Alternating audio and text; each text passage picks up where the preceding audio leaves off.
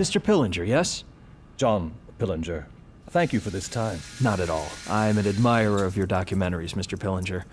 When you have a very strong visual experience, like a comic book, the best way to enhance it is to add some kind of soundtrack and to give the characters voices. An animated comic is just intrinsically more interesting to me than just the printed, the flat image. You're gonna burst inside that suit when this hits you. They're gonna have to pour you out. This is definitely probably the most intense character that I've done in terms of voiceover.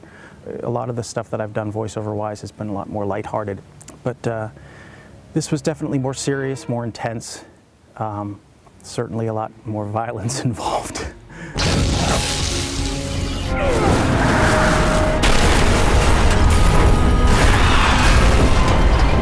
I know exactly what you mean. What I don't get is cops and feds can outright kill us. And if we even think about defending ourselves, that's terrorism.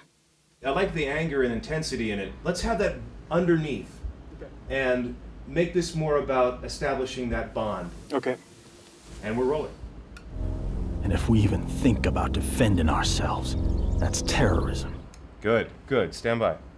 My children, come in, come in. You want I should twist up a bomber? Not me. I don't touch it anymore. I looked at him and went, oh, this should work.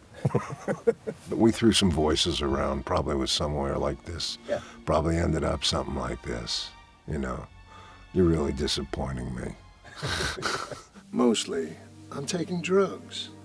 I spend my days cooking down Illinois bundleweed into DMT and raising mushrooms. I think Marvel was the sort of groundbreaker in terms of the neurotic superhero and, introducing the sort of human flaws into the character story, into the backstory of comic books. And Iron Man is, has got a really nice collection of neuroses.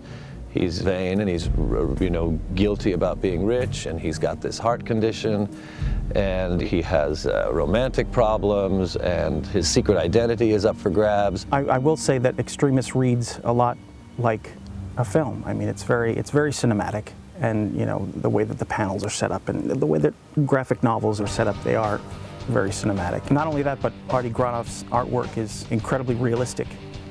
All the scientific jargon and the angle of the scientific expertise is more credible in this than it has been in other ones. And I like that. I like it when it sort of gets close enough to being real that it's easy to suspend your disbelief. The coolest thing I got to do as part of this project, I would say, is breathe fire, which I actually did do in the booth. I'm not sure if you know that. Breathing fire is something that I've always wanted to do. It's right up there with learning how to play the piano.